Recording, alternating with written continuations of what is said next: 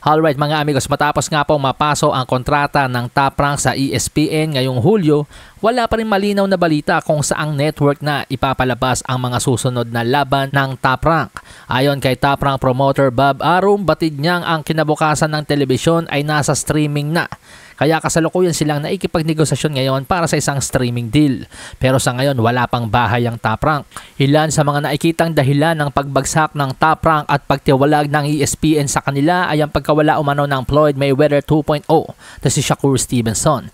Kapansin-pansin kasi ang pagbaba ng viewership ng Top Rank sa ESPN mula nang umalis ang 3-division champion na si Stevenson.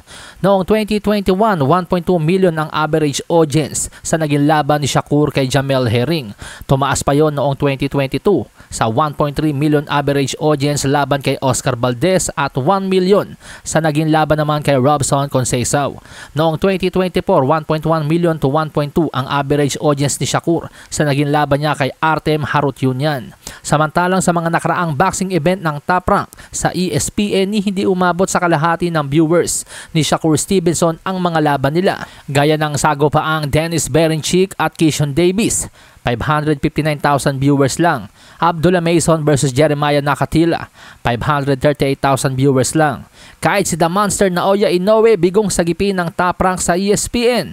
Naoya Inoue versus Ramon Cardenas, 537,000 viewers. Sander Sayas versus Jorge Garcia, 527,000 viewers. Micaela Mayer versus Sander Ryan 2, 474,000 viewers. Emmanuel Navarrete versus Charlie Suarez, 342,000 viewers. Banat nga po ni Shakur sa social media. Grabe, parang iba na talaga ang viewership ng Top Rank Boxing sa ESPN simula nung nawala ako. Halos kada laban ko umaabot sa 1 milyon o higit pa ang average na nanonood. Hindi ito patama sa Top Rank o ESPN, sinasabi ko lang ang totoo. Gayunpaman, hindi naman daw po matatawaran ang respeto ni Shakur sa dalawang kumpanya. Utang ko sa kanila ang maraming bagay kahit pa may mga unos na dinaanan. Ani Shakur Stevenson.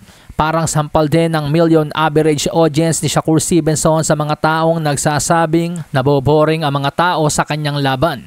Dahil kung totoo ang mga sinasabi ng tao na ang gusto ng mga boxing fans ay yung mga laban na patay kung patay, bakit hindi umabot ng million views ang Emmanuel Navarrete versus Charlie Suarez? Hindi rin naka-million views sa mga laban ni Keishon Davis, Abdullah Mason, pati na rin ang former pound-for-pound king na si Naoya The Monster Inoue. Pero syempre mga amigos, mayroon din tayong dapat isaalang-ala sa part ni Inoue.